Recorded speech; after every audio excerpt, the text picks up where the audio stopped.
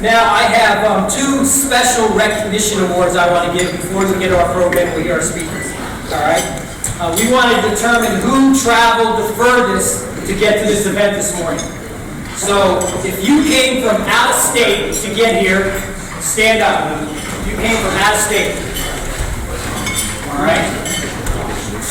So now let's see. If you came like from west of the Mississippi and east of the Ohio, stay standing. The rest of you guys sit down.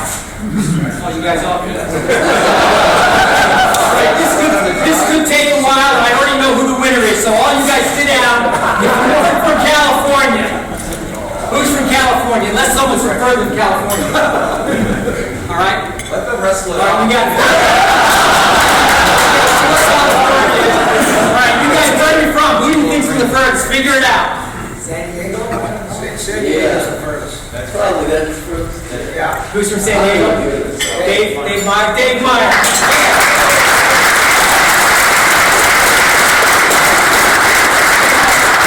You know it's a long ride back. And you got these things will work well too to get you some sleep or some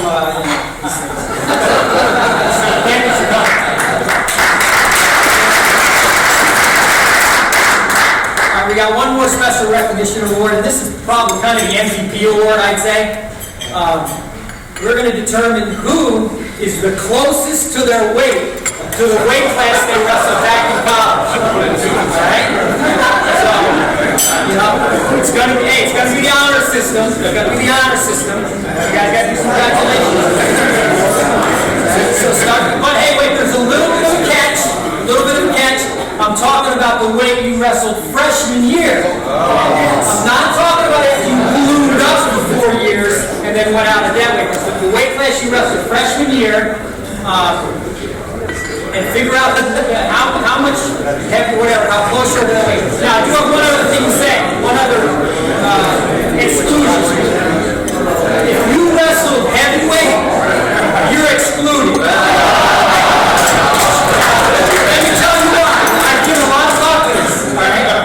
Today, the weight class is 285. It's a weight class. Back then, it was heavyweight. We also called it unlimited. Unlimited is not a weight class. Unlimited is like infinity. Okay? Infinity is not a number. All right? So, if you wrestled infinity back in college, what's that? If you wrestled infinity back in college, you can't win this prize here.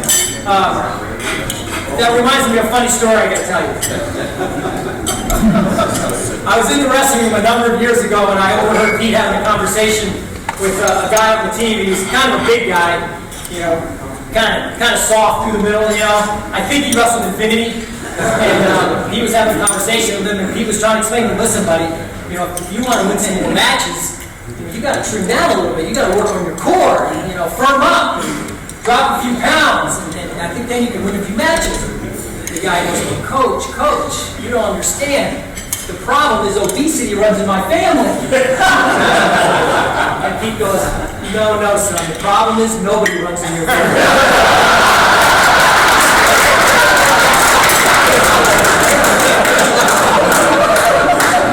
So one other just funny story. I thought Mark Rader was coming today, but about Infinity. Mark Rader wrestled a guy way back in the day who weighed Infinity.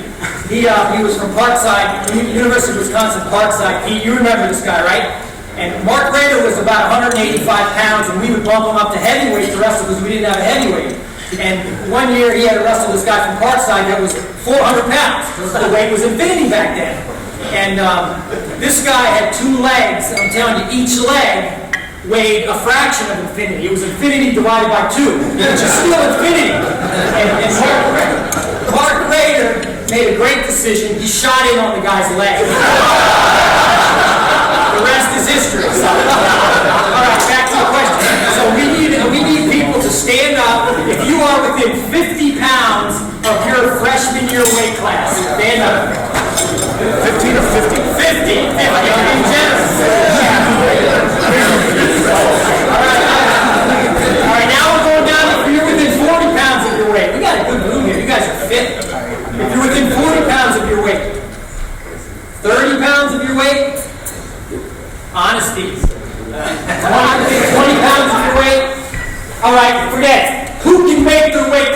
they wrestled freshman year. If you can make your weight class.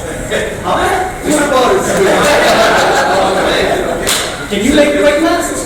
134? 150 freshman. All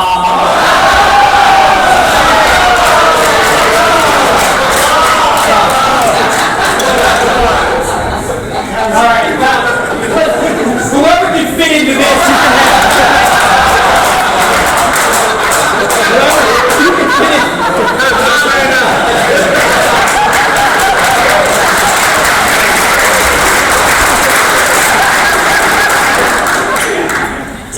So it's time to. Scott, what's your weight? I can't make it. All right, so it's time to get to our roasting time. I asked 6 people to come up and spend a couple minutes talking about Pete or funny story, whatever they want to do. But I want to tell you up front, I prepared these 6 people well. Right? I gave them some instructions. You need to know this. 1, I told them nothing off color.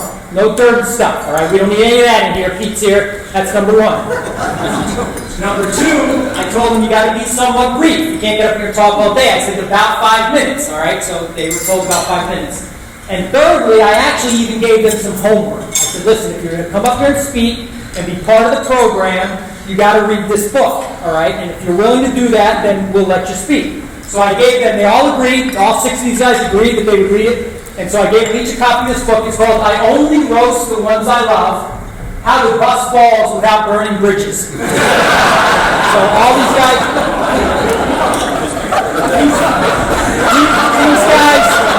these guys are well prepared, all right? They're well prepared, and they're gonna share with you. So we have 6 of them. Here's who we're going to hear from, and then I got one quick story. We're going to hear from Mark Macy, class of 86. Then Ed Vogt, class of 84. Rich Bird, class of 80. Ward Rouse sent me an audio. We're going to play, class of 75. Greg Campbell, class of 70. And then Tom Jarman, who's on his way, he's en route, class of 65. So we're going to hear from those 6 guys. When we're done, we are going to have an open mic time, without the mic, but we're going to have an open mic time. And so you guys are free to stand up, and we'll have the time to share it, which will be a lot of fun. Okay, so that's who we're going to hear from. But quick story, I know a lot of you guys are wondering, how's Pete's health? How's he doing, right? A lot of you guys are asking that question, and so I just want to tell you about 2 or 3 weeks ago, I was talking to June, and June said that Pete had been complaining a lot about his health, and things hurt, his body hurt, he wasn't doing well. Finally, she said, would you stop complaining and go to the doctor? So he said, okay. So we went to the doctor, and Pete's sitting in the doctor's office, and the doctor said, well, what's going on? I said, well, my whole body hurts. I said, well, reach down and touch your knee, will you? So Pete reaches down and touches his knee. He said, yeah, that hurts. He said, well, touch your elbow. He reaches over and touches it. Oh, that hurts. And he said, well, touch your head. And Pete reaches up and touches his head. Oh, he winces in pain. The doctor says, wow, we got a serious problem here. We got to run some tests.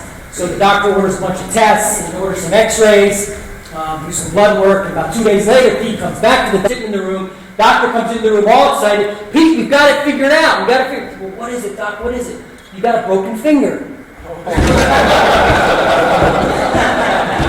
So I don't know about Pete. I don't know about Pete's kidneys and all that stuff. I know he's got a bad finger, but you can talk to him later about that. So Mark Mason.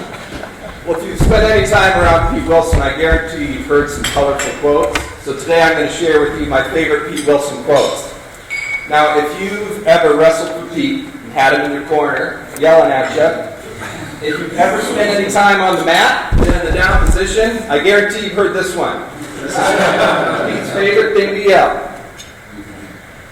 And a little bit later in the 3rd period, when you started to run out of gas and maybe your performance started to drop off a little bit, you probably heard this one.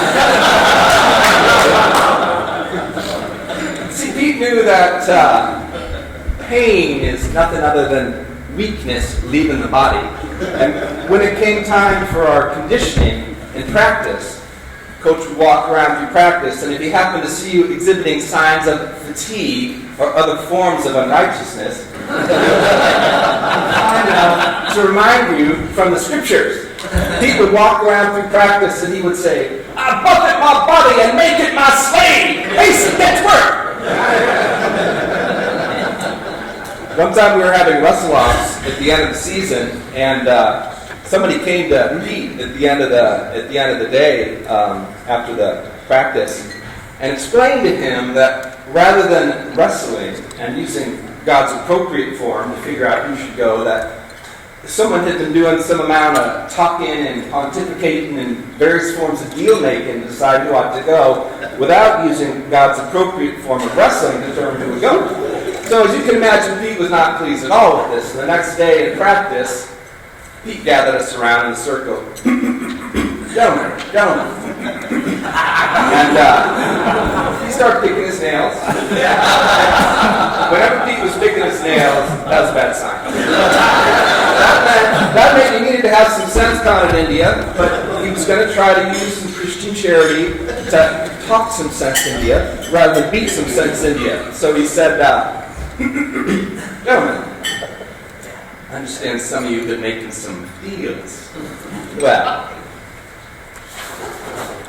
I'm not much of a wheeler dealer. I don't think there's anyone in this room that would accuse you of being a wheeler dealer. See, he knew that wrestling was true. Wrestling was how we could get at the truth. And no amount of talking and John and Jibber John could mean anything. That wrestling was how we got at the truth, which is why Pete told us, when you put your foot on that line, you're making a promise to that other man that you're going to wrestle to the best of your ability, to the last drop of strength and determination in your body, every bit of grit and gristle. That's what you're promising that man when you put your foot on the line. And now, while Pete would never condone violence for violence sake, if during the course of your match, while you were executing your moves, the other fellow happened to get a little bit lumped up, well, if he'd been so scared about having his feelings hurt, maybe he shouldn't put his foot on there. I'll have to say, Pete is one of the most painful people I've ever wrestled. Pete had a tight waist that would suck your will to live. Pete had that tight waist on you. You just wanted to chuck it all, put all your wrestling gear up on eBay and go home and listen to a bedtime story. Pete would gather us in practice, and he'd circle us up to show us a move. And during devotions, you could sit wherever you wanted, but when Coach had us circled up to show us a move, it's very important to sit on the opposite side of the circle of Pete, because sure enough, he was going to need a volunteer. I need a volunteer. And he'd grab whatever poor sap friendly freshman was closest to him, and then he'd show the move on him, and we all say a brief prayer for the poor. You never knew whether to watch or look away and give the guy some dignity while he cried to his mother and went himself off to show the move. And but there was one move that Pete would show us that was even more feared and even more dreaded than the tight waist. That's 6 minutes now.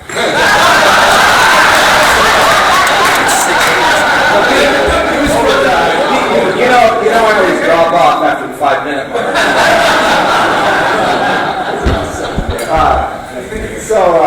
So there was one move Pete would show us, and it always started the same way. He would gather us up, and he would start with an introduction. This move involved a special introduction. He would say, "Gentlemen, God gave every man a brain." And he proceeded to show us the most fiendish cross face you could ever imagine. And sure enough, he grabbed some poor guy next to him, and we just knew someone was in for a world of hurt.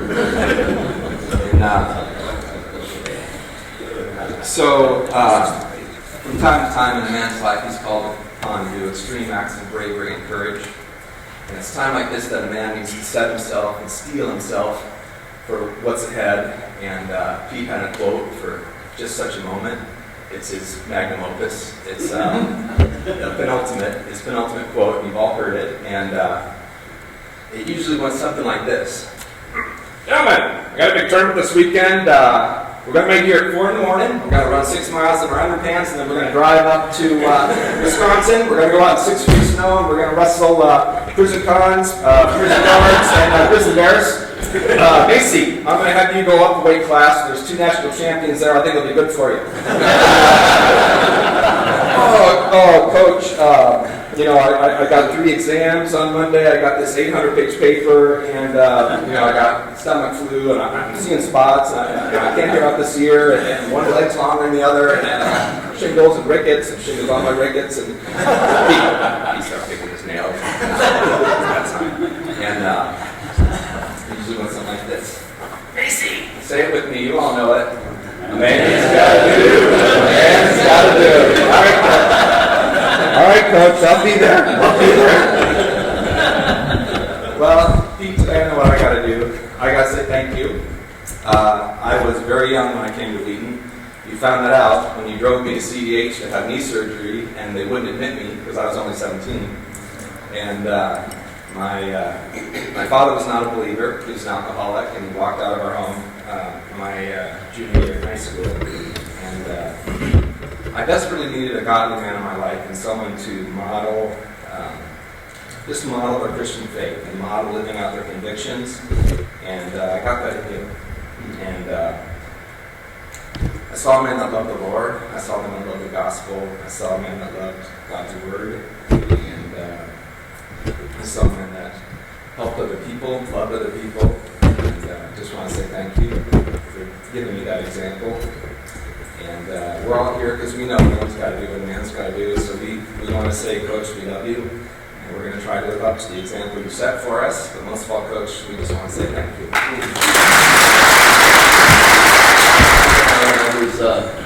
I've been in prison 5 years. I really worked in prison. But, because I know Lefty was telling everybody I was underneath a bridge somewhere and I wouldn't contact anybody. But Torby tracked me down. I think I was on a boat or something, and said, "Hey, you want to come back for Pete?" Because I said, I'll be there. But I have a big confession to make. Because spending time in prison, working with all those inmates, I learned about amends. So I brought the scripture. I knew you'd appreciate that. So, gosh, I know I still look good too. A little bit bulky. But, I was, I'll put up the dress. I did some mission trip in Africa. And I got to climb Mount Karasimbi in Africa. And I had this very cool picture, and I was going to send it back to you. And it was me on top of that mountain with a Wheaton Wrestling shirt. And then I thought, holy cow. I took a Wheaton Wrestling shirt. And I thought, oh, you guys did too. So I want to tell you that I broke out there Wheaton Wrestling shirt.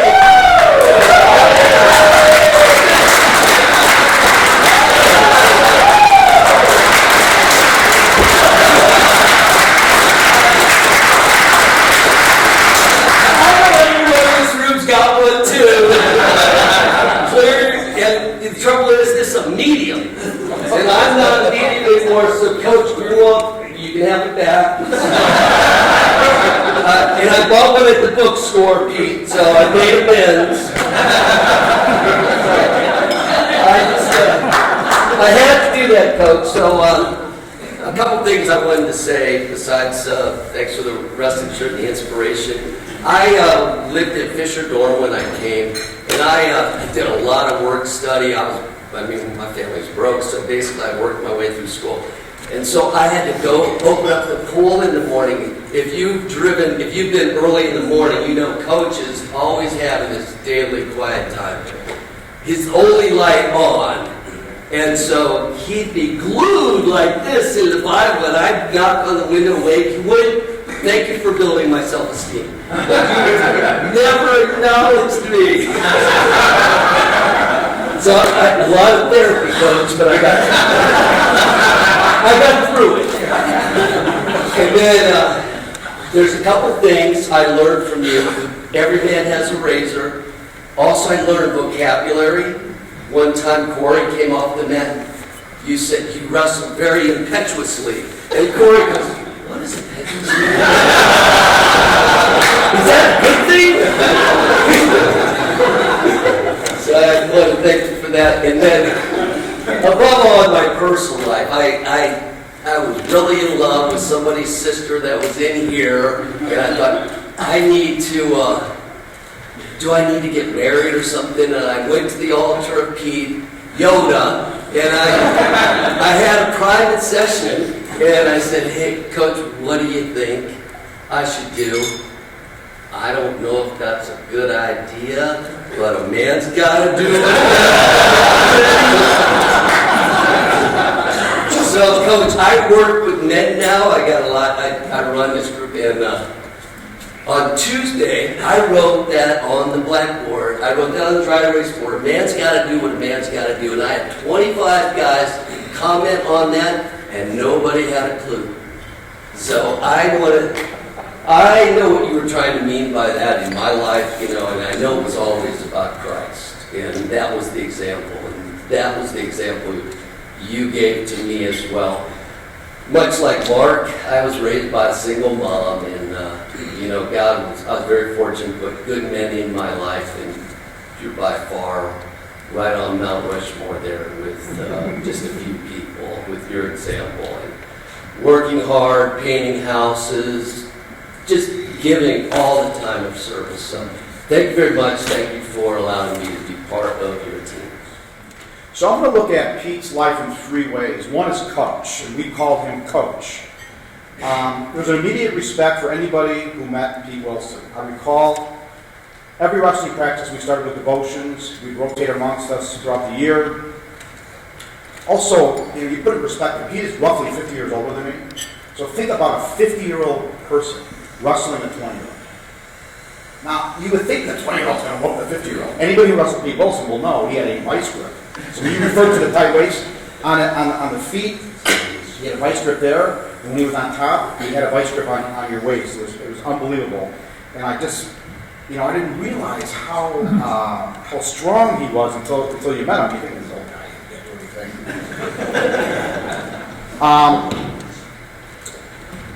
How many of you remember the pit? Okay? That was our facilities. And we didn't know any better, right? The pit was below the bookstore, and we shared a locker room with the furnace and the boiler. Okay? And it was in the basement of some building, and we had holes in the middle, and yet, you know what? We didn't know any better. I'm not sure Wheaton still does this, but I remember going to Joliet State Prison. And on our team was Randall Ellison. Does anyone remember Randall? Randall looking around both sides saying, what am I doing here, right? But Pete would have us go, and he would say, you're gonna meet, interesting people, and you're gonna wrestle inmates who might be in for murder. And I don't know, when did you stop doing that? Because that was a phenomenal memory for me. Phenomenal memory. How many of you wanted to go there? Yeah, we Okay? So many of you did. Pete had an incredibly subtle intensity about him. He was not a loud yeller, but rather stared you down, and for me, expressions of, he looked at me like I knew exactly what he meant. I had great tools for wrestling, but I'll admit to you, I was an underachiever. I could have done a lot better. Wrestling requires incredible drive, incredible determination, and Pete would just look at me and Richie, you could do better. I remember when, Pete taught us how important it was to put everything you had out there. And yet, Pete, I'll say this, that carried into my life, and I really appreciate that. Huge deal for me, being under your mentorship. So Pete was a coach. The second thing I want to talk about Pete is stewardship. Now, stewardship is a noble word. Cheap is the real word.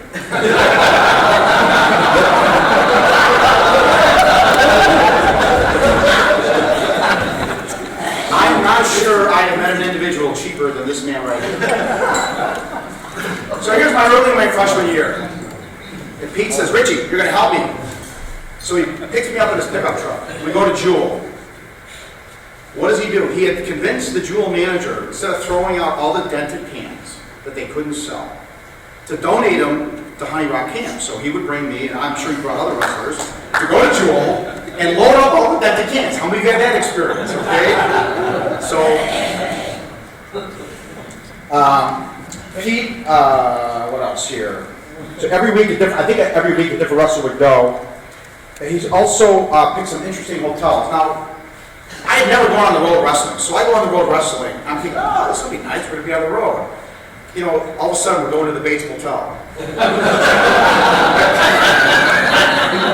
And then we go to the Bates Hotel, and Pete goes, okay, Bird, and so-and-so, you're in that room. I'm thinking, what?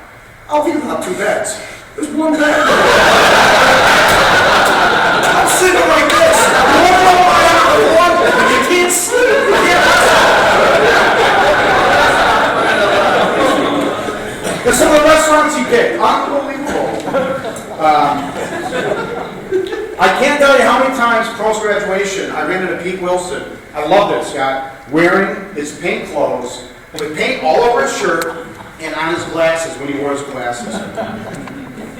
Pete really took his stewardship seriously and freely gave his labor at the college. Honey Rock, I remember you had a lot of investment in Honey Rock, and we all noticed that. The third part of Pete, though, that is something that, you know, just the admiration of everybody in this room is as a godly man.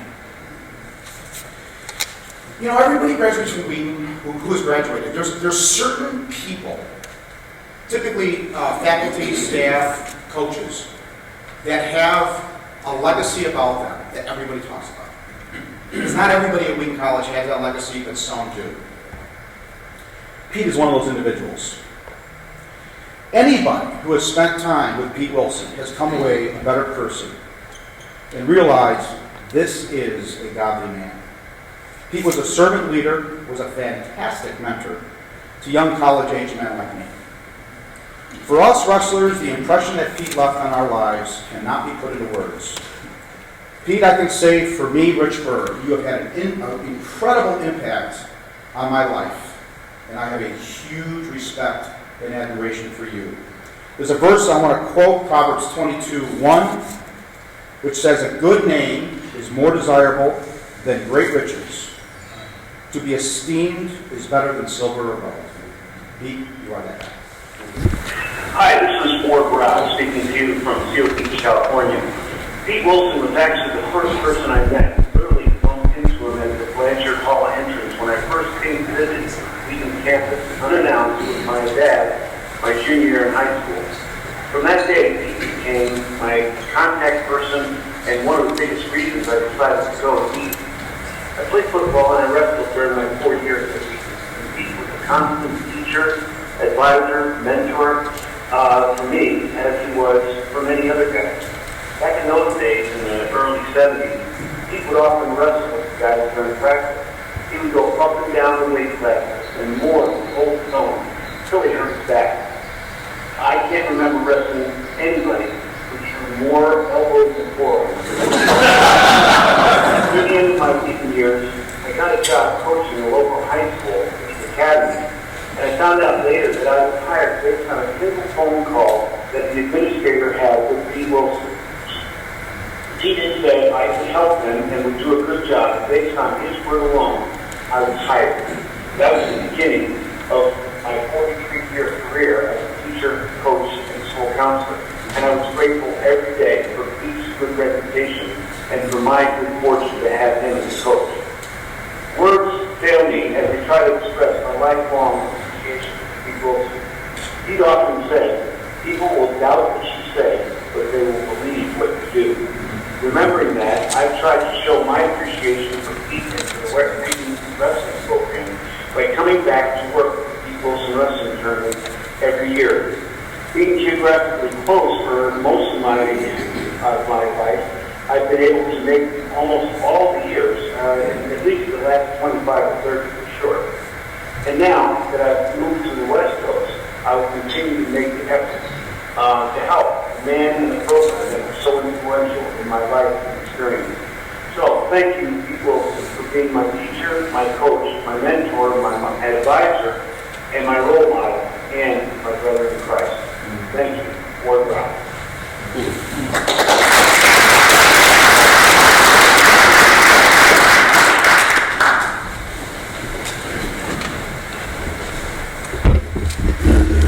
I got to move this up just a little bit. I'm from Well, Steve McKinsey, I'm really glad to see you here. Randy, I'm embarrassed to tell you that I let you down because I put a tie on this one. When Scott sent me this note, Greg, by the way, you need a coat and tie, I'm going like, I wrote back, I said, Scott, we're California guys. We don't have ties. What do you mean? What do you mean a sport coat?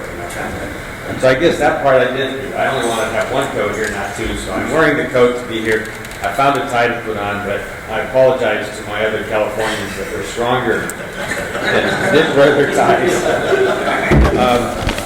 It's great to be back in Wheaton. It's great to be here with Peter. And I graduated in 1970, so I came literally 50 years ago this fall to campus.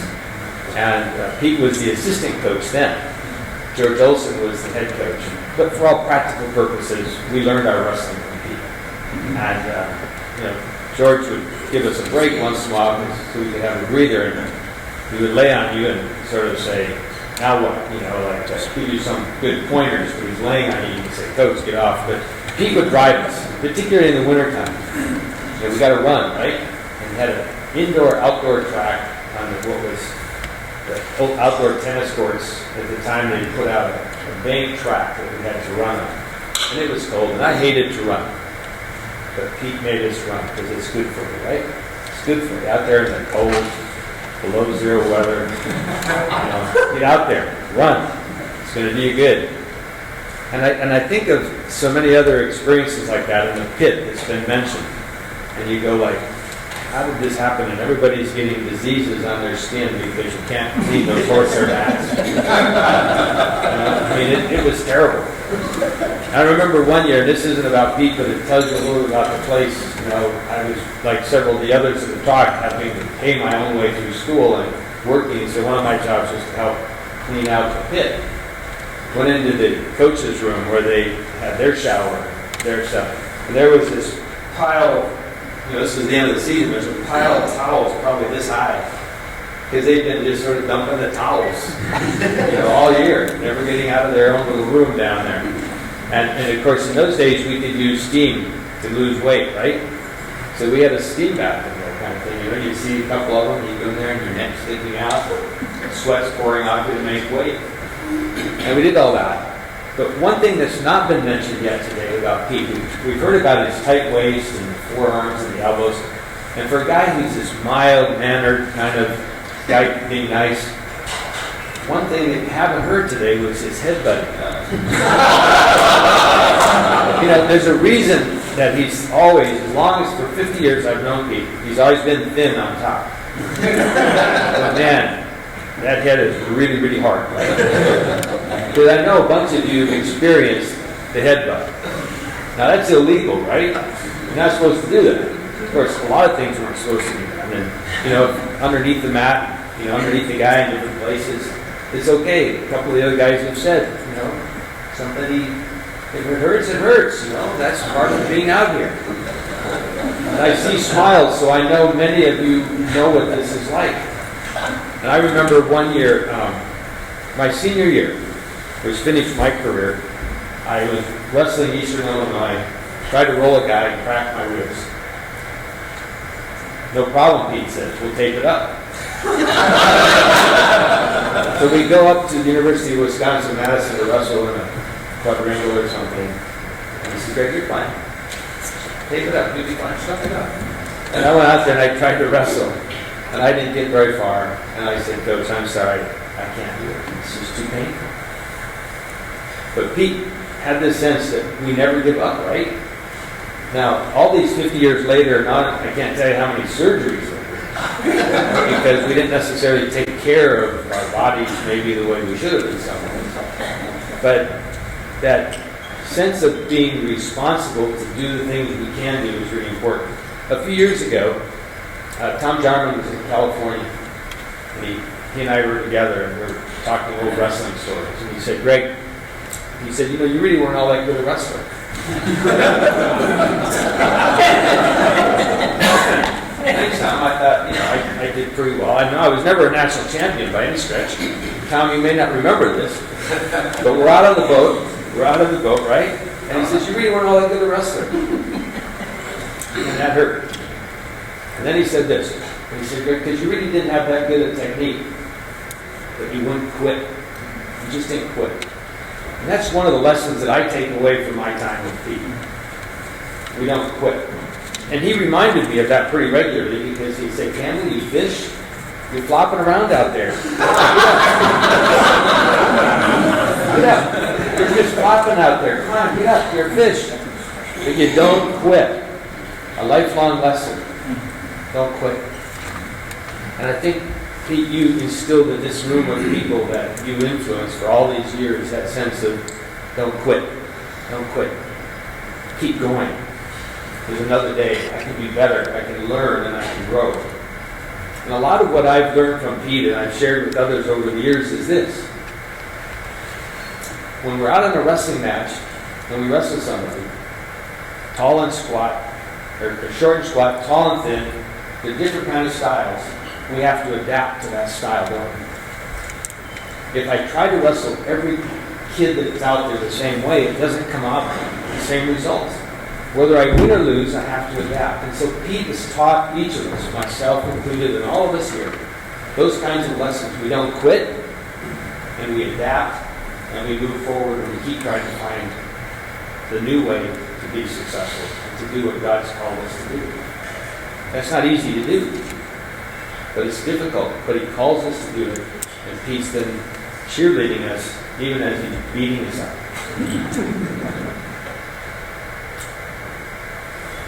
Recently, I saw a picture of Pete, 88 years old, climbing up this incredibly tall ladder, at least from my perspective it was, to trim a tree in front of his house. Because now with his illness, he's thinking, I better start getting things cleaned up, and fixed up. Don't know how much longer I can do that. And then I look at the bottom of the ladder, and there's some young guy holding the ladder. Now that picture is interesting. The young guy is holding the ladder, and Pete's up at the top, doing those kinds of things to take care of the future. Another example for us, right? That irrespective of who we are and where we are and what we're doing, how are we doing those kinds of things that make a difference for the future? So Pete, at 88 years of age, who should never be climbing tall ladders at this age of life, is still doing it. Because he has a mission in life that hasn't changed in all the years of his life. This is still the same today as it's ever been. He wants to make a difference for somebody else. See, it wasn't about his own safety or about himself. It was about somebody else. And that's one of the biggest lessons I take away from Pete, is the other. What am I doing in context of the other people in my life? One of the other guys mentioned about being a servant. Clearly, he demonstrated that. What is it like to truly serve others? What has God called us to do, to be those who serve others? Wrestling is a tough sport. You know, there's not very many other sports that are quite like wrestling. But it teaches us these kinds of things that put us into the hardest parts of our life and helps bring us through. And now, a couple of the other guys have mentioned that they came here and didn't have the best home situation when they came here, Mark and Dan. And Pete filled the role. And that's another part, isn't it? So Pete was like a dad, all of us guys. And he had 5 daughters. But he had a lot of sons. A lot of sons. And we're all part of that sonship, aren't we? And I'm so grateful, Pete, because you've been such an important part of my life. You shaped my life from that first semester on Wheaton's campus 50 years ago. You were not only my coach, but you became my friend. And you became someone I felt valued to be part of in our life. And so here we are 50 years later, saying, isn't this amazing? That God has used this man for all of these years all of these years influenced all of us, and through all of us, incredible things that we do. It's a great story, and I'm honored to have been a part of it. Thanks, Pete. And like others, love you very much. How is this, Pete? A lot of memories? This thing.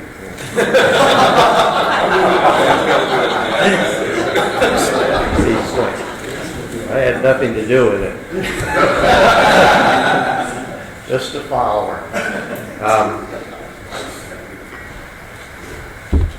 Boy, what a privilege to just make some comments about Pete. That's my honor. I had some questions for you, this group. Somebody told me once, and I guess it was probably Pete. You remember listening to Greg? It sort of jarred my memory that it probably was he. And it's that try to get student athletes to understand. You understand what Pete did his whole life? He took adolescents and young men who were still pretty much adolescents, and tried to get them to perform week after week after week after week. And he did a really good job of it. But boy, is that frustrating. How many have been in had a life calling, and you work away at it, and it gets discouraging at times. Well, let me tell you what Pete did. He did it right. He did it sacrificially. Did it compassionately. Did it diligently. He was tough. He worked long hours, hard hours. It's not just the duration, Pete. It's your toughness, your intensity, your focus, your discipline. Those things that everybody in this room just respects so much. Or they wouldn't be here. And he changed all of us. Great thing about coaching is that you can work harder than you can in almost any other profession. And then each weekend you take a bunch of 18-year-olds and send them out there and say, okay, go show the world what I've done. And then when they don't do it real well, lots of times, the results are not like other faculty members, part of the academic evaluation. No, the newspapers rate what kind of job you're doing. It's a crazy life. It really is. So, I've got a question for some folks. On this whole business of the toughness it takes and all of that, there's been some shocking discovery here for me that you were known to be pretty tough, Pete.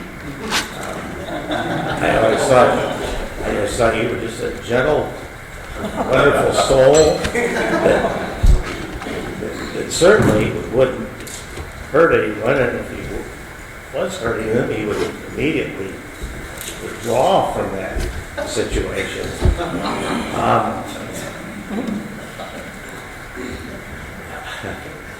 I learned, I watched you closely, and I just think you define things differently than a lot of us did before we met you. And here we are, we took those lessons into our life. How many of you learned toughness from people? You can actually applaud, because we're thanking it. Oh, but this one you don't have to applaud.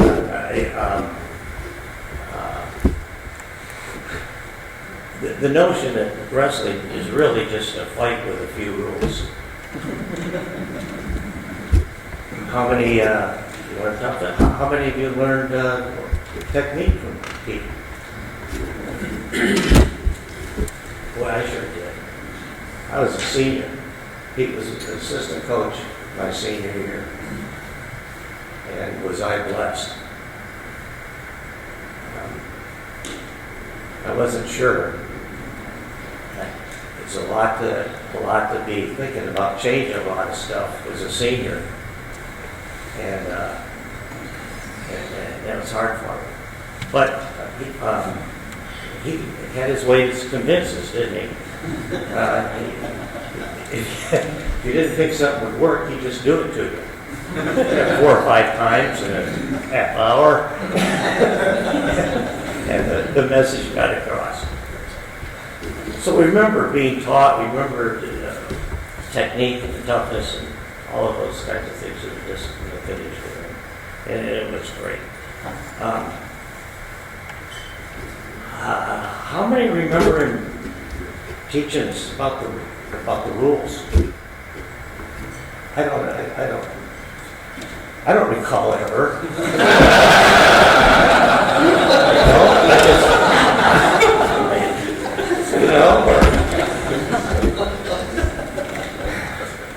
I mean, it was, shake his hand afterwards and shake it, squeeze it hard.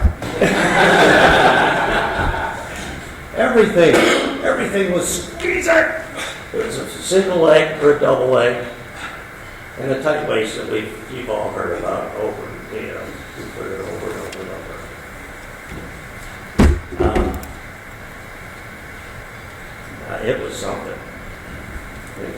It really was. They're actually, put yourself in a category, if you will, this morning. There were several things you could do if Pete got you in tight waist. Best approaches, but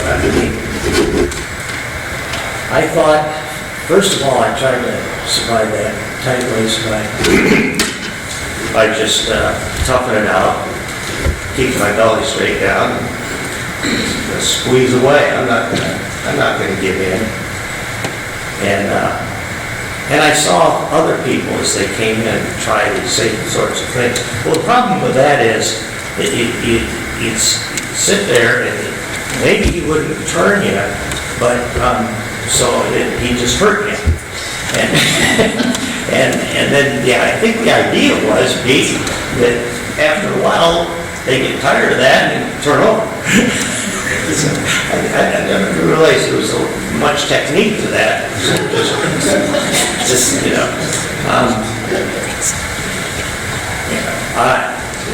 we all had different memories of how tight it was.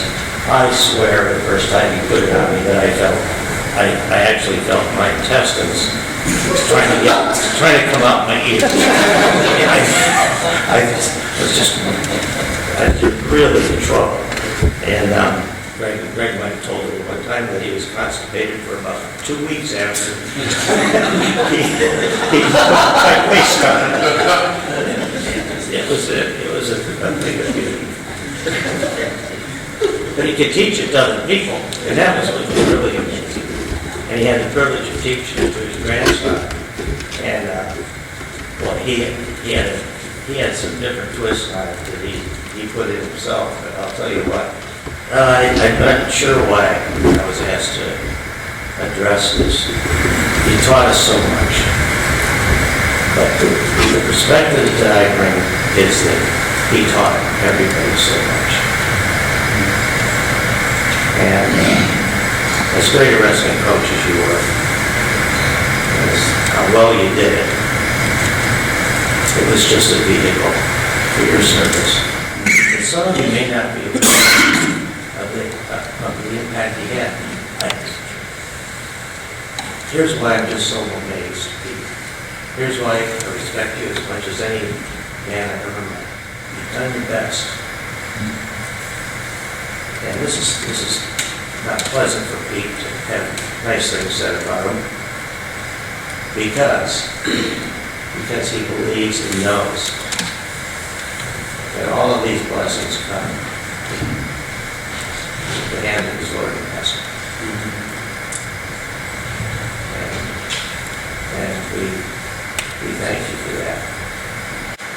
You may not, I know where he coached high school.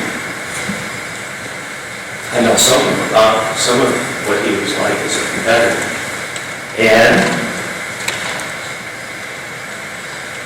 And then I was coached by him. And then I saw him coach others. Then I got coached. I coached against him. He influenced my athletes. And there are several people that attest to the fact that his witness went beyond his team always. And in those horrendous seeding meetings that coaches go through, it was amazing how many times, just before two people strangled each other simultaneously, arguing over position, that Pete would just say a word and things would settle down. Peaceful. And if there was conflict, those situations where there's four points of view and nobody's wrong, nobody's really right. Time after time, dozens and dozens of times I was in those meetings, and I would watch, I would watch as the heads turned, to see what he was going to do or say. Sometimes it was just a look. So his leadership was for everybody. Pete, we all know what the great commandment is to love God with our heart, our soul, and our mind. We know that we're to love and to serve. It's the master did. Thanks for building all of us up. Trying after time after time. That's great. Right here, gracious. So we're gonna spend the next couple minutes opening up to the floor. Anybody who has something to say, what they want to say to Pete, short, long, brief, a story, a thank you, whatever you want to do, just stand up where you're seated and say what you want to say, and we'll do this for a few minutes, as long as we can. And we may have to put an end to it at some point. We did bring along a reminder. For those of you that, if you get a little long-winded, Mark Macy's going to come up here and just flip this switch. Yeah. And that's going to be a reminder. Good buzzer. So yeah, but seriously though, anybody who wants to say anything or whatever, feel free to stand up and introduce yourself and the year you graduated. Yeah, right over here, last meeting. You might not recognize me, I don't have any tape or any braces on or anything. So, Dave Meyer, class of 88.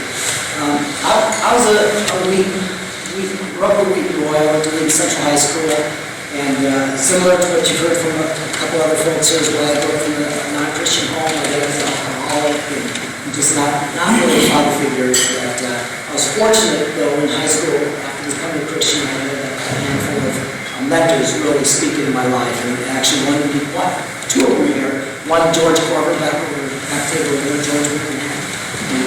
Thank you. And then also when I came into college with Wheaton, Pete for 4 years was not only a coach, but as an individual, always had a mentor and a father figure for me. And so I can relate to many of the other stories that all of you have already shared. But I want to share some that not mentioned earlier, but not a whole lot of emphasis yet. And I was in college I was a morning person. So I used to get up and I would run. When I get up and we don't run in the morning, so I used to do the same thing. In fact, some of you used to run away from those mornings. And throughout those 4 years, I'd get up early and I'd go run by and I'd run by the gym and see what my Pete's office, and what did I see in Pete's office at early hours in the morning. Some of you guys, not as head, you know this. He's sitting there, his head buried in the Bible. Head buried in the light, only light out of the building, his head buried in God's word. I used to make it, I don't even do this, but I used to make it a competition. I'd get up a little bit earlier and see what time does he get it. And I'd get up a little earlier, and I never got to the point where I finally gave up at 5 a.m. Running by his office at 5 a.m., he's in there, the lights on, only light in the building, and instead of everything he got to it. And among a lot of things that you all have already shared, many of you already shared already, what you've learned, one of the things that Pete has really taught me is the importance of God's word. Not just knowing it, but living it out. Man's got to do his man, do it, so Pete, thank you. I appreciate it. Bill Bird, class of '82. Since the people that got started at 5 years, we probably only get 2 minutes. Anyway, I wrote a couple things down I want to talk about. But one thing is, he was always concerned about our safety and our travel. Like there was someone, Rich, I think, talked about going on road trips. Anybody remember a road trip to Valparaiso, Indiana? Snowing, you couldn't see the road in front of it. Yeah, that was quite a trip. But we got through it. He made us get there, so that was good. And there's other people say that, you know, it wasn't my favorite thing to wrestle with Pete because I hated being the odd man out. Because you know that the coach would grab you and wrestle you. And it's not, I don't think he was punishing on purpose because I think he was building our character. So that's the way I got to look at it. But it was good. But I just cringed every time I was, you know, the odd man out. And everybody talks about his, you know, cross-face, sideways, everything. I remember his legs. And I was a leg wrestler in high school, but he doesn't look like a leg wrestler, but I think what he did is he took your strengths and then he just chewed them out and spit them out. I know that you can get better. And then the other thing I remember about Pete so much, and it's been all these years, is how encouraging he is. He's just an encourager. That's all we can say about it. And this letter here is probably, you know, it's over 30 years old, and you see it's red. It was probably my blood he wrote it. This is what he said. He would just give these notes to you. Bill Bird, get tough, mentally prepared to rock people. Too nice, too easy on yourself. Work like fury on a takedown. Concentrate intensity. You know, so those little notes that he gives you. There's another one I know that I had. I just couldn't find it. He talked about having an eye on the tiger. So he just always encouraging and just knowing that he's took the time to do this outside of wrestling or whatever that you thought, okay, he's thinking about me outside of the practice. You know, I mean that's just encouraging. I don't know what else to say about that. And here's one that I got recently. This was in February. In fact, when I got here today, he mentioned, oh really, you're on time. He goes, you're on time, Bill Bird. We still love you, Bill, and you do a great job, so we'll continue to count on you to show up late or whatever when you get there.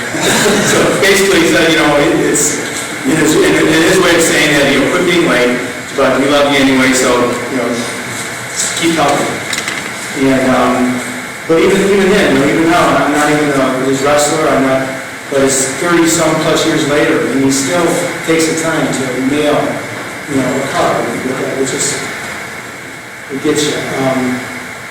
And then the last thing I was just going to say is that during we were wrestling, and even before I met, you know, and during sort of the Joliet wrestling, I loved that, going to the prison. That was so cool. But other tournaments we'd be at, and just even regular meets, I'd always hear the other coaches talking about it, or the wrestlers talking about just whether we win or lose, that we're just so gracious and lost because, you know, the coach is a good Christian, and it shows in everything. Win or lose, you know, God is first for Christ and His kingdom. Yeah, and people knew that, whether it was a Christian school or not. That was just always impressed me. That you have to be the Christ follower in everything you do. Even if you don't talk about it, they knew that what he stood for. That's something I always think.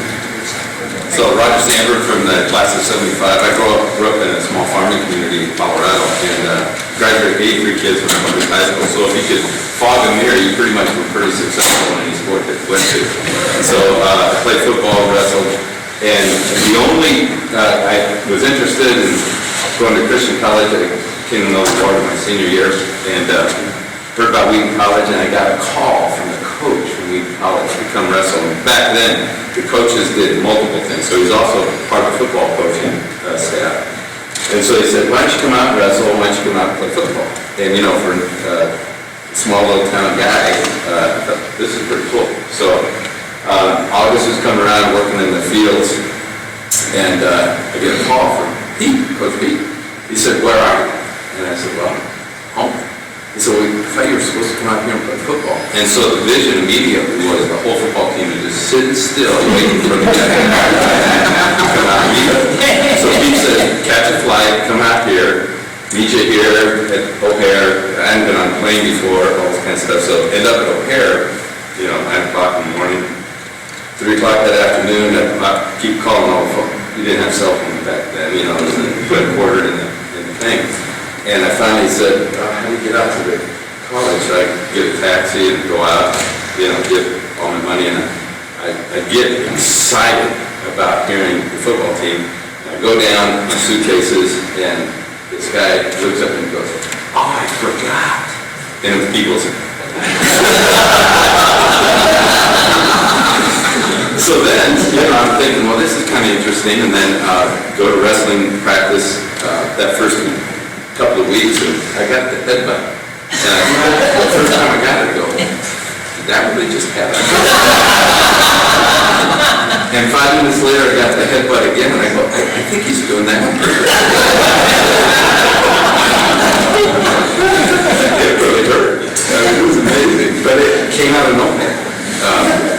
But then that summer, going up to Honey Rock, I got on the oldest bus that was there. Pete was there. And he sang songs all the way up. It was amazing. So here was this gritty guy who just could pound you, but had this unbelievable love. And being a Christian for a year, I just thought it was really attractive. It was just amazing. And here I am, you know, since '75 now, we go to church together, and Pete's holding the door open and greeting everybody. Just in the name of the Lord. It's really amazing. The last thing that was really impressionable, though, is as a small high school guy going to Wheaton, was all of these guys that would come back to wrestle. So Dick Geezer would come back and wrestle us. Greg Campbell would come back. They'd all beat us. I mean, you know, they were older than us, but they would just, you know, they were great. They were really tough. So, Pete, thanks for the model that you've been. And then our grandkids, our kids came up, and then our grandkids, and you know, Pete loves on our kids and our grandkids just like he loved on us. So, the apples, take one. It's a memory of Pete always doing in the fall, picking up apples. Take one on the way home and just think of how great Pete was, and how he just picked, you know, the best of the fruit, and sometimes spoiled fruit, and he would make us really good. So, thanks, Pete. My name's Christopher Barton. 1980 graduate. I transferred into Wheaton and wrestled 2 years. 2 things. One, on Pete's toughness. I still remember there was a gentleman that those of you who have been with me would remember, a gentleman named Marty Thayer, who's no longer with us. That I remember a time where Marty was wrestling Pete, and Marty, I forgot what weight he was at, if he was at heavyweight or 190, and Pete's trying to all on all fours, and Marty's trying to break him down, and Pete's just not moving. I mean, the arms are staying straight, and I remember because I was like 5 feet away, and Pete goes, Marty, stop, Marty, stop. Basically, Pete's wrist had broken. He didn't get broken down, I mean, but he just said, we got to stop, my wrist is broken. I was like, wow. But Pete, the biggest thing that you taught me is just how everything is tied to our spiritual life, and how we where it's on the mat or how we function in relationships, that there's so much more than what's on the surface and how we handle things. And your commitment to Christ, and still remember the emphasis on that, at times that life is just discipline. And doing the things that we need to do, but that's just really something really, really thank you. It's a little unfair. You set the time with Mark. I just want to look at you, Pete, because you've always thought I was really good looking. But so I'm Dan Weber, and I graduated '01. So by the time I got to Wheaton, I only was at Wheaton my junior and senior year, and Pete had given some space for Coach Norton, who was my coach, to coach. And so even the guys that I wrestled with didn't know Pete really well. So the notion I had of him was like he was the evangelical Gandhi. And, like you guys said, even all the stories I've heard, I didn't know much about any of these, like forearm shivers and stuff. It makes me like him more even. But so the first time I met you, you had like a truck full of cheese, and you shook my hand, and I expecting you to be like Billy Graham weak. I was like, it just crushed me. And then I said, do you run a cheese shop? And he didn't say anything, he did this. I'm like, fine, no more stupid questions. So, then, at the Wheaton Invite that year, David was doing some work, David John was doing some work, and you said, well, hey David, can't you put that stuff in the computer? Your people are great at that stuff. I was like, I'm pretty sure you said these people were great at computers. David's Indian, right? So I was like, good enough. So then I ended up being an assistant coach for a number of years, and then I got to be the head coach for 1 year, and you said to me a lot of times, you'd say, hey Dan, are you even coaching the boys? I mean, from the bottom, the boys aren't doing anything. Are you even coaching them? And I'm like, no, we've actually become coaching them all. Man, they're so weak. The boys are very weak. They're not strong. I mean, they got to get in there. They're not even strong. And I'm like, yeah, I mean, coach, they got what they got. I mean, I know that. So I go over and talk to Coach Norton. I'm like, hey, man, he thinks we're terrible. He's like, fair enough. So then, during the year that I coached, I was preparing, my wife and I were preparing to move to Zambia. And during that time, it's befitting that it would be at this time that I talk about this. You just were exceedingly kind to me and my wife, and you said to me, hey, tell me what you're doing, where are you going, what's it going to be? And I mean, it wasn't through my efforts, but the number of Wheaton Wrestling alumni who supported us when we were in Zambia was tremendous. I mean, over 50% of our support came from Wheaton Wrestling alumni. And a bunch that I had no idea who they were. I mean, I didn't even know the people at all. To this day, I don't know that I've met a number of the people face to face. And it was totally through just you encouraging people to support us while we were there. And I'm in your debt tremendously. By extension, thankfully, I never had to be coached by you. But you've been, far better than I ever could have imagined you would have been to us, so I appreciate it. Hey, I'm Steve Barnes, I'm class of 1991. We got the unique distinction of retiring Pete the first time. That's the biggest thing our squad did. We only made it to my junior year, and then it kind of came in. But I had the opportunity to wrestle with Pete, and distinct memory. Somebody said about Pete getting there safe in the van. I don't remember that. Not at all.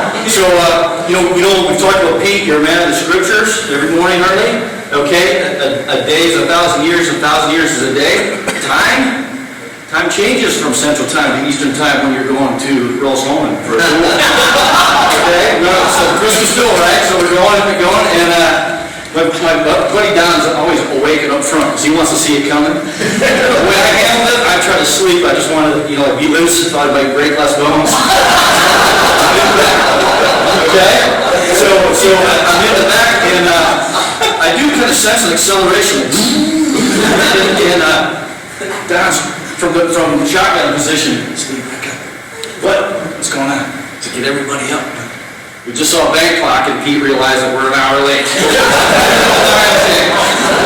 I'm like, well, switch Midwestern roads. I guess you figured we get there faster. All right, so everybody, 15 passenger van, everybody, wake up and pass the bags up. We gotta get dressed. We get dressed. I'm putting on my shoe.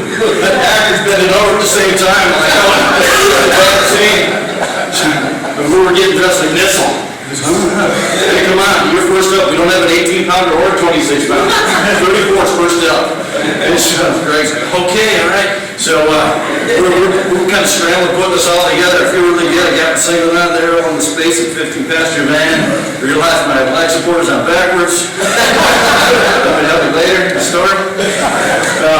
So we wind up getting there in the parking lot, and being an hour off our time, our whole warm-up period is gone. So we wanted to come through, stepping into big potholes with slush and everything in there with the rest of his shoes. Nissel still has his toboggan with his headgear on over it. We pour into the side door and just kind of fall onto the mats. And the last call for Wheaton, last call before forfeiting their match. Right there, Greg. Talk about putting your foot on the line and being ready, right? Go. No warm-up time. And I'm watching there because I'm right next. I don't remember if he got pinned or 15 pointed, but it didn't go well. Imagine that. That's our need to do one of these numbers. He's out there. So I got right there next, and it didn't go much better. I didn't get 15 pointed. I think it was 14. And I recall just between periods, looking over at Pete, and he's just going.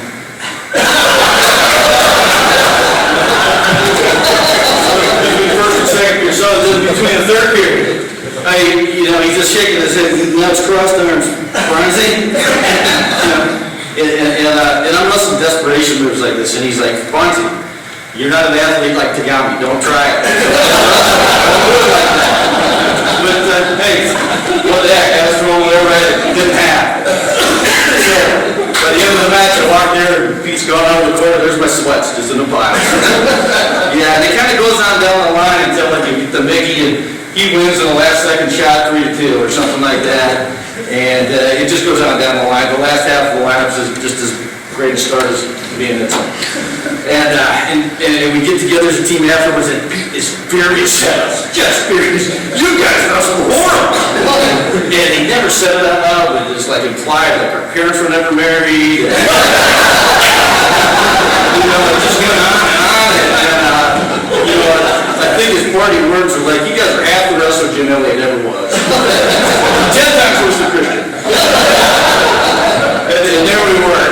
And we just all kept it tight. But you're frustrated?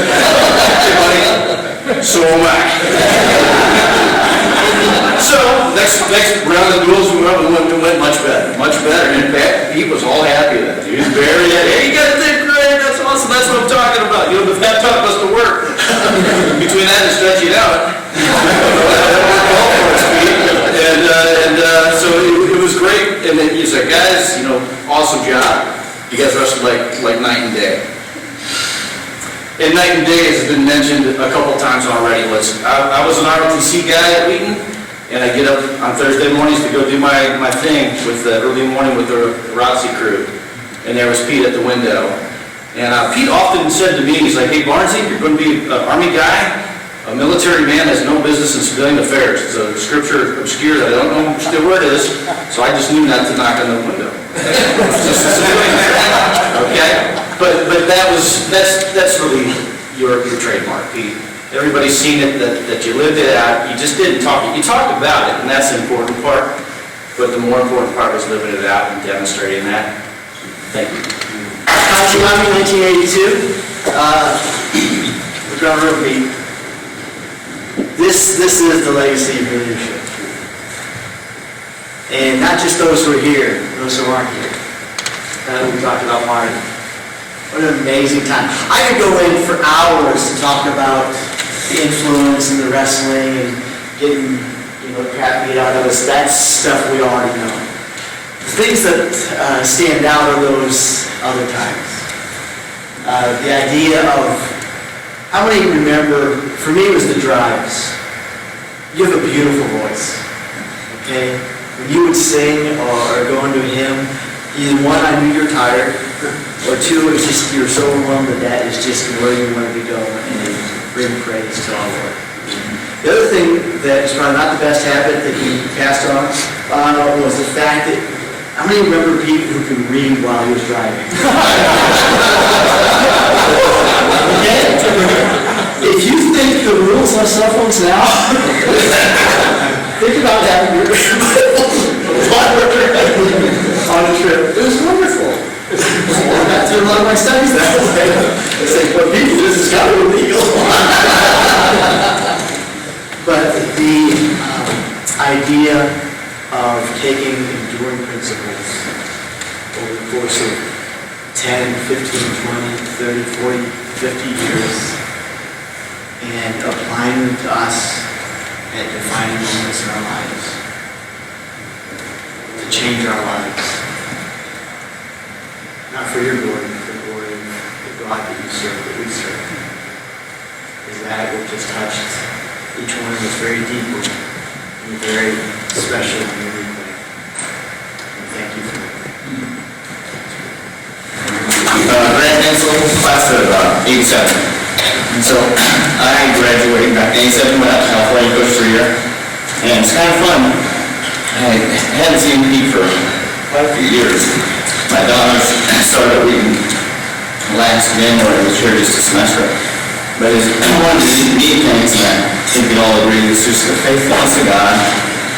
And that one flow of life, you see our lives take different paths, and just being faithful and steadfast. I got involved in pornography for a few years, and God mercifully brought me repentance, and protected my family and all that from being destroyed. But I was talking to Pete a year ago, just how God saved marriage, but more importantly, mercy. And Pete's comment was, we're such great sinners. And then he said something like that, we have such a forgiving God.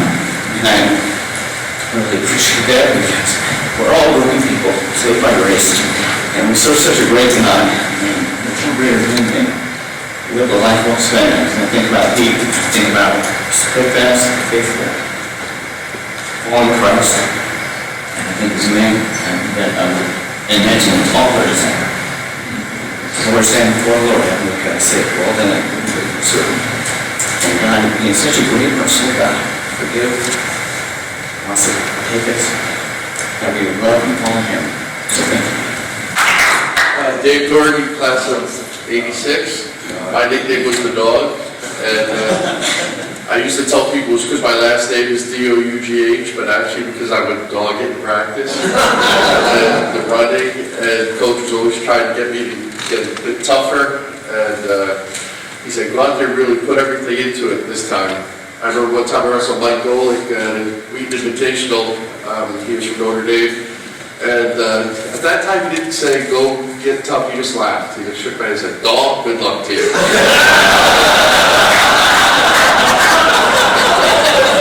Mike was a true gentleman. He was very nice, but he did beat me pretty badly. So I think I lasted the first period, wasn't the way to get on top. That's it. You gave me the memory of your singing in the bands. I've spent 30 years teaching fifth graders. And I often sing in the classroom, not gospel songs, but it still changes the atmosphere a little bit and relaxes them and makes them feel better.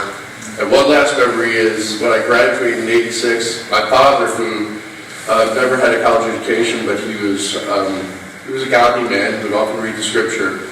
Just when he shook your hand and looked at you, there was such admiration in his eyes, I guess for feeling maybe what you might have given to me in growing. Really, I think the most I got out of the wrestling was the camaraderie of the living in the Raw House, being with the teammates, and just feeling as part of the family. And now, 30 years later, I'm back here from New York, and I just thank you for all that you meant to my life. Steve McKenzie, class of '86. I'll be pretty brief, but one thing A few stories about Pete that I really remember. One is, everybody knows about what he's done with the wrestling program, all the cheese, honey rock, etc. But, something that Pete doesn't know, I know, but there were some kids when I was in school that had a street ministry in Chicago, and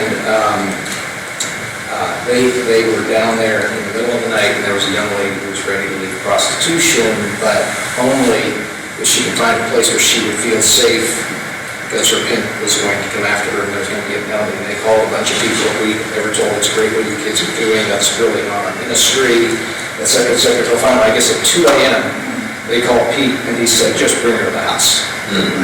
So that's the kind of thing that, doesn't get publicity, but yet I always remember that as a really, really emblematic story about Pete. And, Pete's holy and humble and all these other things, but he's a little bit, you gotta watch him too, he's not always. 5 or 6 years ago, I lived in Wheaton for at least 5 years. I was going to go, it was in Mac, you haven't been back here like 5 years, I'm gonna be 83, when are you coming back? I go, oh, jeez, he's got people, I better go back there. And I go back and I walk in the gym and I grabs me on the race, I'm about 185 pounds, picks me up, goes, there's that little boy from Ohio. Trying to play a little bit on the side. Got a scoring table filled. And then by that time, they had called it the Pete Willson Wheaton Invitational. And I talked to him, he made very clear, hey, I didn't ask him to name that tournament after me. And I talked to 4 or 5 other wrestlers, and they had also, Pete had made it very clear, he didn't ask to have it in. I thought, boy, Pete sure is proud of his humility.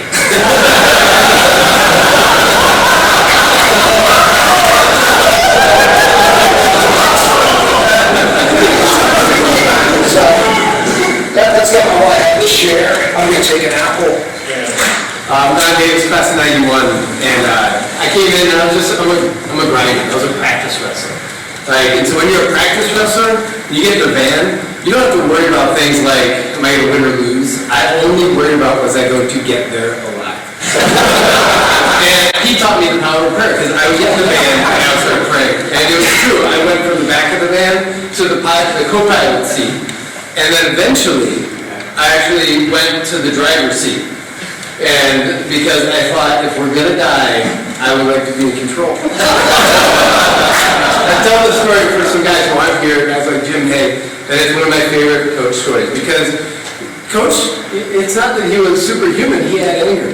And sometimes in his anger, he could, he would, like all of us, make choices that weren't great. And this is my favorite bad choice. So, we have 2 bands. So this is the second and it wasn't in. We're in 2 bands, and we are on a cheese run.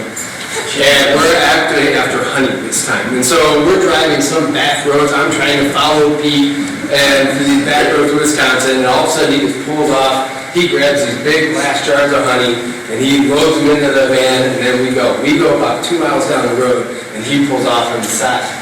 And so I get out, and one of us gone, and he gets out and opens the back of the van, and one of the jars is broken. And there's honey all over. And you can tell Pete is so mad. But he didn't even know what to do about it. So, and we're all terrified because we don't know what to do, and we want to laugh. So, we just want to go home. So, slamming the door. He walks and then he gets in the driver's seat, and he grabs the seatbelt, and he starts trying to get it locked in there, and he can't. And then he gets one last big push, and he jams it down in there, and he hits the fire extinguisher. I'm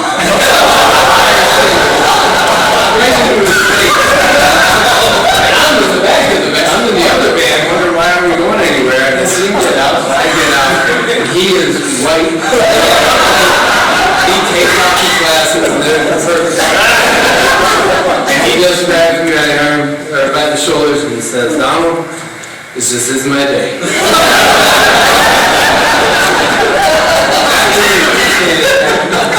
Because you taught me how to deal with my anger. You taught me how to deal with frustration and all of those things. Because he was a big part of just teach me what it meant to be a man who called Christ his Lord. And I really appreciated that. So thank you.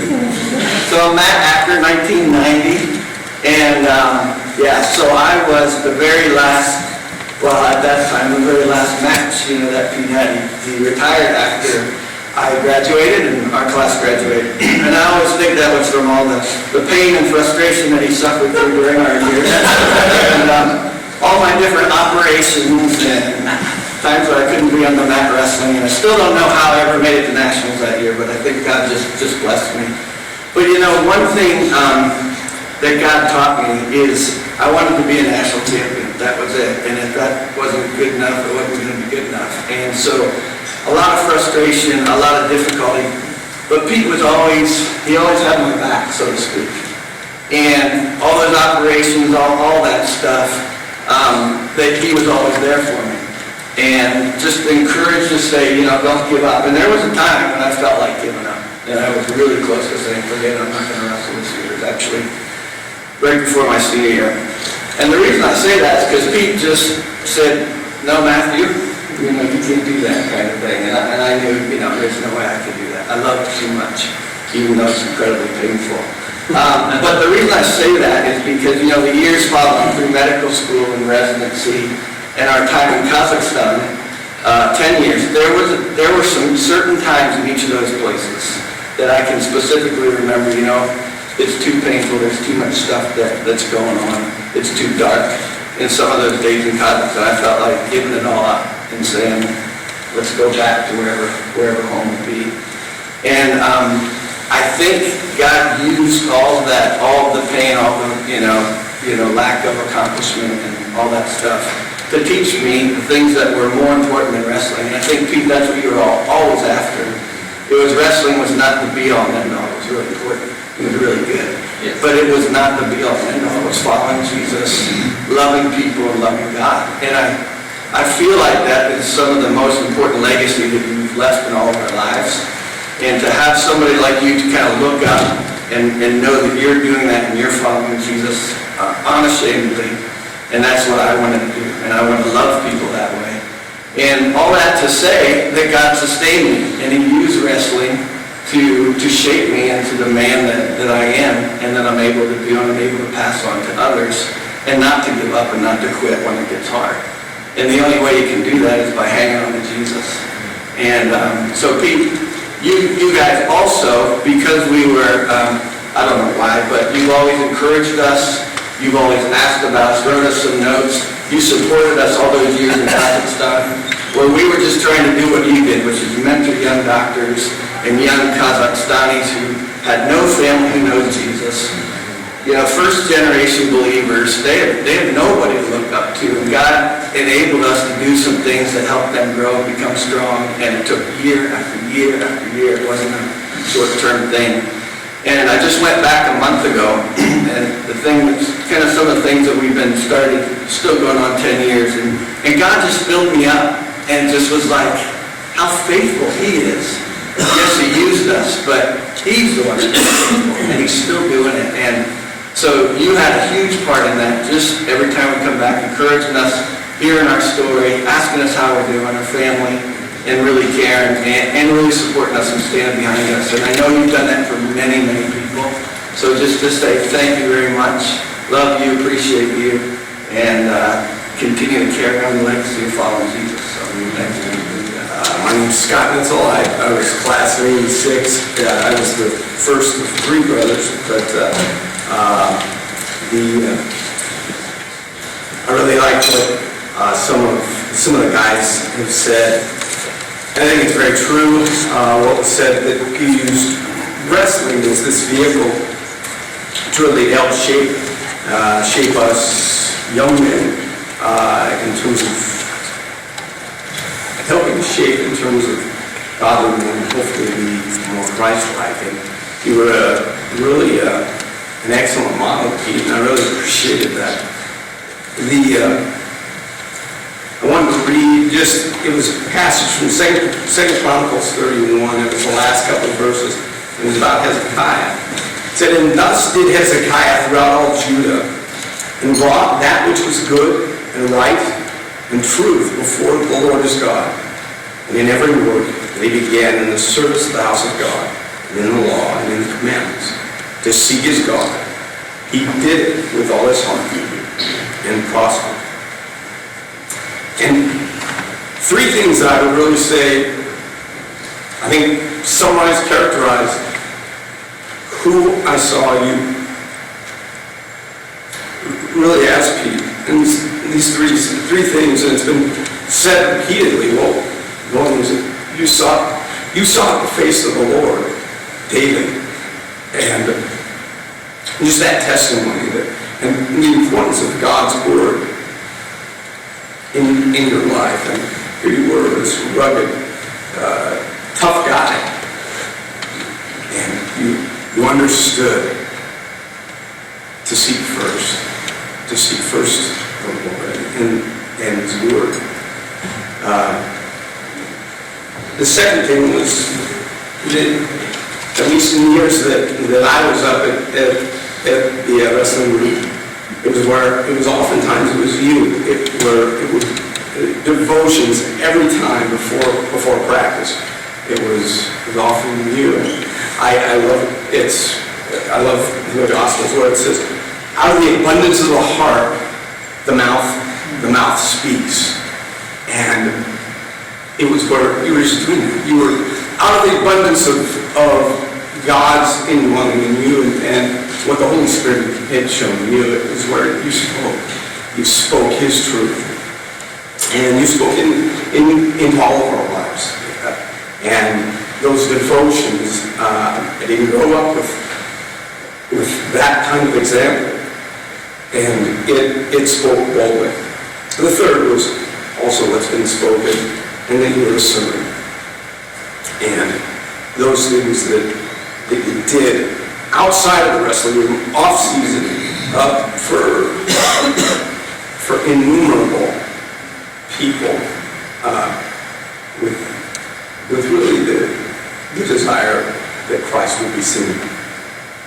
And so it really is, and I like one of the other guys said it, but yeah, you look across this room, and if we could fill the back links here too, with all the wrestlers that you've touched. You had all daughters.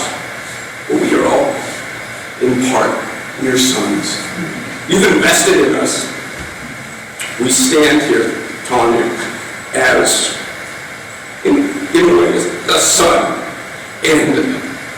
But the other honor that we have is that we stand here with you as brothers. We stand here with you as brothers with a desire to glorify Christ.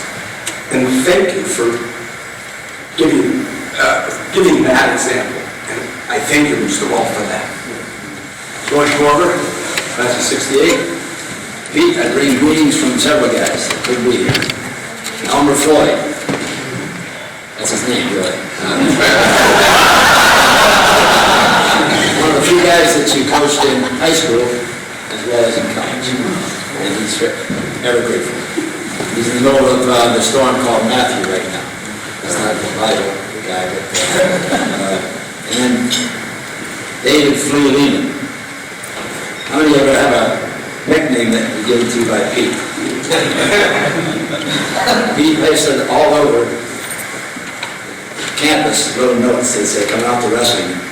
One of them was, have you ever seen a flea wrestle? Dave Lehman, somehow, good name, he became known as Flea. His folks showed up at campus one time from Pennsylvania, and they were asking, have you seen Dave Lehman? Have you seen Dave? Nobody knew Dave Lehman. His wife says, or his mom says, better ask for Flea. So the next time they said, have you seen Flea? Yeah, he just turned on the stoop. And Bill McGee from Honey Rock, not one of the wrestlers, but Bill speaks highly of your influence in his life. And of course, another Pennsylvania guy was Everett Hill. Right? Maxwell. What? Maxwell, yeah, there you go. With a name like Everett, you're going to get all kinds of nicknames. Buzz. Now you know why we call him Lightyear. Hey, Pete. Longtime friend and coach for a lifetime. Wish I could be there with you and all the other guys. As you are well aware, I was blessed with a wonderful father who loved the Lord, who and was the absolute model of hard work, integrity, humility, and love of family. Undoubtedly, the reason that I have always loved and admired you is that you embody those very same qualities. I know that back in the day I drove you crazy with my immaturity and lack of focus. Buzz was a great wrestler. Academics, not so much. He was on a 7-year plan at Wheaton, right? 3.5 years. Best 3.5 years of his life in the sophomore class. But your support, Buzz says, for me was singular and unwavering. I know your love and prayers have been with me since the day you became my coach and mentor. Anybody know, trivia question, what high school Pete graduated from? Provisor. Yeah, where's Provisor located? Maywood. Maywood, beautiful town of Maywood. By the way, who is a famous person, world famous person that Pete wrestled with? Haven't done your homework, come on, so you'll know that. Can you understand why Pete might be interested in missions? One of the heroes of our faith, one of the martyrs of our faith. And the whole story behind that, I can go back to Buzz here. And he says, so listen to me, Maywood Mauler. Thank you for never giving up on me. Thank you for modeling true humility and service to the Lord for all of us. I love you, Brother Pete. Buzz. Pete, grateful that I can live in the long shadow of your legacy of faithfulness to the Lord. Thank you very much. I'll be quick. I'm John Schweitzer, class of '85. I grew up in a non-Christian home. My father died when I was a junior in high school. Became a Christian shortly after that. And in high school, I was a good wrestler, but came from a powerhouse in the state, probably one of the best programs in the state here. Academically, I wasn't great. I don't think I would have gotten into Wheaton if Pete didn't give a little push there. But anyways, in high school, wrestling was like a god in our system. If kids quit the team, the coach would turn his back on them. He encouraged teammates to turn their backs on their friends when they did that. So fast forward to my freshman year in Wheaton. I was 18, I was young, and my family was a blended family, and right at that time, some issues happened, and my whole family was just kind of divided. And I was in the middle of all this, and I came to Pete, and I knew that I got into Wheaton really, probably because of Pete, and I really wanted to wrestle for Pete, and I said to myself, I don't think I can do this. Now, go back to my history, I'm thinking, okay, what's going to happen here? When I present this to him. So I go to his office. It was early, not as early as he first started his day. But anyways, I come to him and I said, Pete, I got a lot going on. I got academics, I got to keep up. I don't think I can wrestle for you. And I was terrified. Well, he put his arm around me and he said, you do what you have to do. Kind of like a man's got to do what a man has to do. It was the first time I had experienced that type of selfish love from a human. And for that, I'm so grateful for Pete for doing that. My kids know Pete really well. He's been a great influence in their life as well, and I'm really grateful for that. So thank you, Pete. Love you. One last thing real quick. I didn't get the message on the dress codes anymore, Ty. But I was smart enough because Scott and Mark said, come in jeans and a t-shirt, but I didn't do that. So. Thank you guys for your comments. Like I said, I'd love to hear from everyone. This has been awesome. We need to start to wrap it up. Two things that came to mind as people were talking. We talked about Pete being a servant.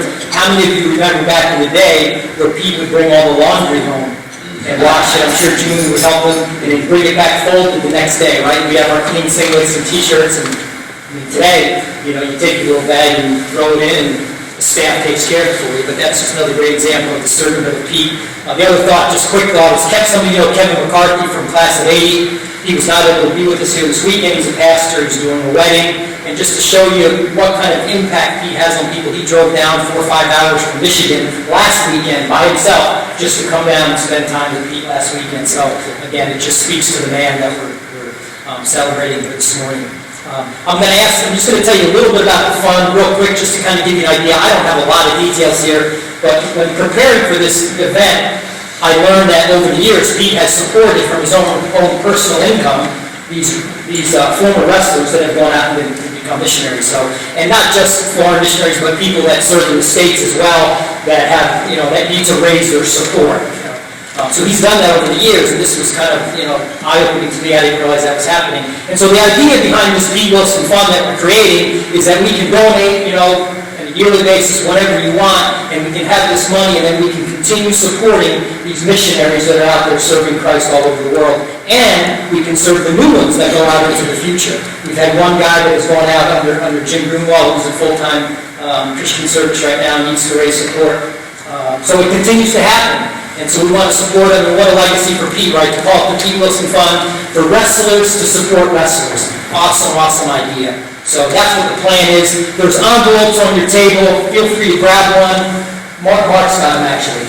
Got a big table on your envelope on your flowers. Go ahead and pull it out. There's some smaller envelopes in. And just give us your able. And if you don't have it with you, take this home, put a stamp on it, and send it in. Yeah, feel free to take the envelope home if you didn't feel prepared. And send something in, that'd be great. So I'm going to have, before we close the prayer, I told Pete I was going to have him come up just for a minute and just share what this means to him, this idea of this fund and wrestlers supporting wrestlers, and just how near and dear this is to his heart. So Pete, come on up. You didn't hear a word I just said. I told the guys that I told you were going to come up and share with how important this is to you that we create this fund and support these missionaries. Oh yeah, check needs to be made out to Faith and Learning. That's the organization that's going to be Willson Fund on the memo. Pete Willson Fund on the memo, but Faith and Learning International. Yeah. Roger, you set it up at NCL. I would thank you all for being here. It's overwhelming to me. You know how I love you guys. You are my life.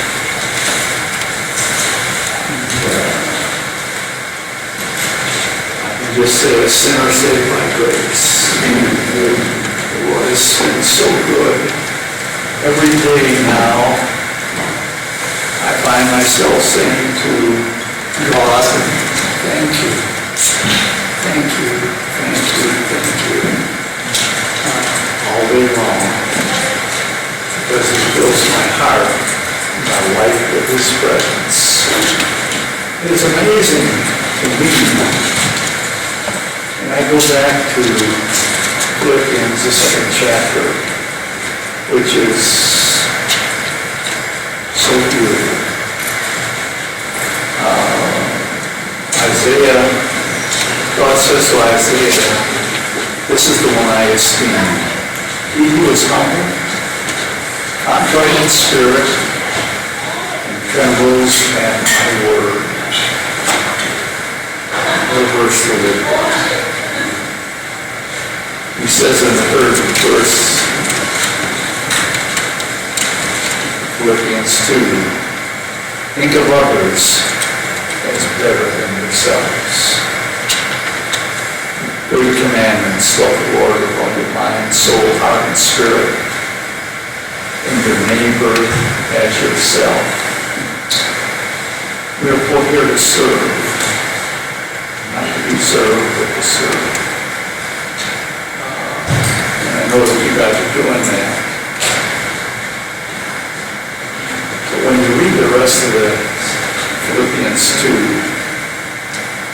you just unimaginable. Jesus, when He was born, said He became a man, a bond slave, and He became like us. Nothing is the word that's used when they compare God with us. We are nothing. And He goes on to say, every knee shall bow, and every tongue confess that Jesus Christ is Lord, to the glory of God the Father. Here is Jesus. God himself. He goes to the cross, not because he wants to. If you go back to Gethsemane 3 times, he says, God, is there any other way? I don't want to be separated from you. We don't hear an answer. God has already predetermined before creation that Jesus would give his life and bear the sins of all mankind. And God would turn his back on him, not watching his body full of sin. God is so gracious. We owe everything we have to him. I've been through the Bible more than 60 times, and it is so precious. And I just say that we have to commit ourselves to Jesus Christ, God the Father, God the Son, God the Holy Spirit, and give all we have to him. So that's all that I would say. But I'm sure glad that Dick Geezer came up with this plan, and we've been supporting our missionaries for a long time. Since 2000, we've been able to give 42% of our income, which is very limited. 42%. Last year we gave 62% of our income. So I would just ask you to really do your best in supporting the guys who want to do it. I'm the last of 10 kids. Everybody else is gone.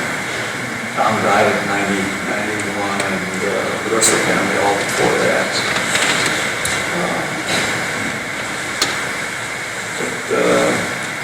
Jimmy, my oldest brother, is a missionary in Brazil for about 35 years. Tom, 40 years in Brazil. I have a number of nephews and nieces who are in the field. So we're just given totally commissions. I hate to say this, but we go to college church, and I don't give a lot to college church. Because I have such a burden for our guys and for my relatives who are giving everything they have to serve Jesus Christ. So I would just say, as much as you can, commit to this program. This is going to be wonderful. Thank you.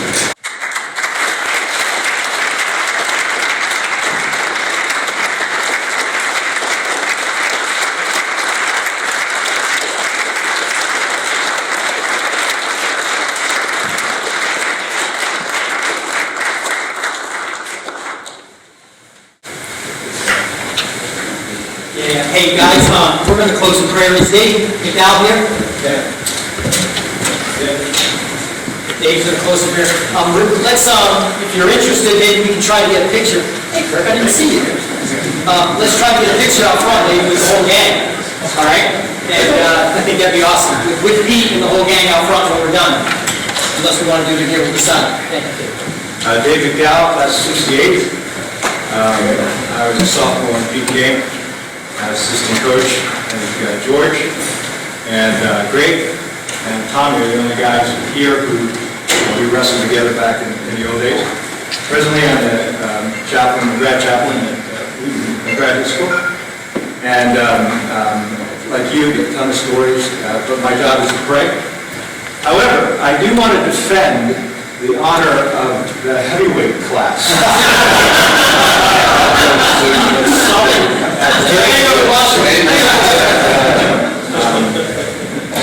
And guys, you got to admit, heavyweights are indispensable because number one, they eat all of your food that you couldn't eat on road trips, right? As you were doing that.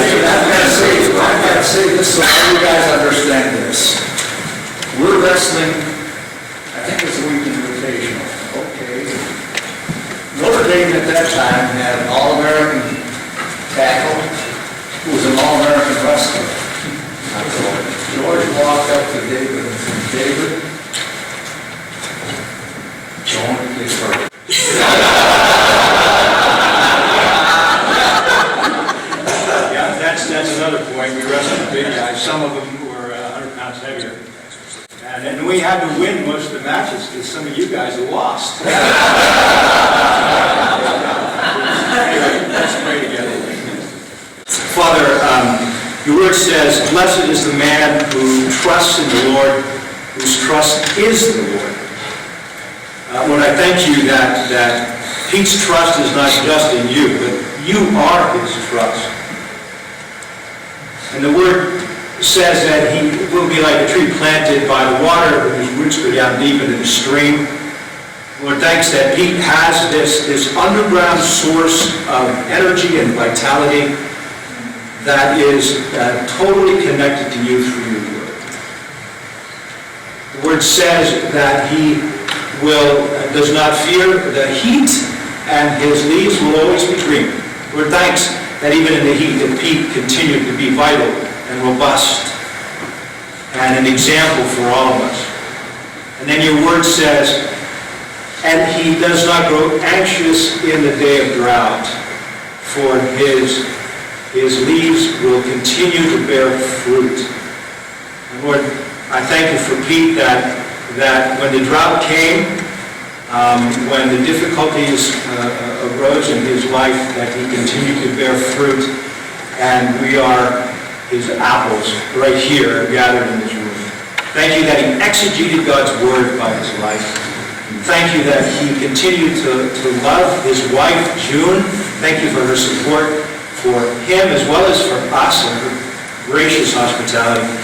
Thank you that this man has a legacy, and thank you that he is an example for us, that we continue to live our lives so that we might not just have a legacy, but so that people can say about us as well, that his trust not only was in the Lord, but his trust is the Lord. So continue to richly bless those of us who are ministering as we continue to minister in this world. And be with our dear brother. I pray that the next chapter of his life, that he will continue to trust in the Lord, and that you will be his trust, no matter what the future holds for him, because he knows who holds that future. Bless him, I pray. And all the people said, Amen.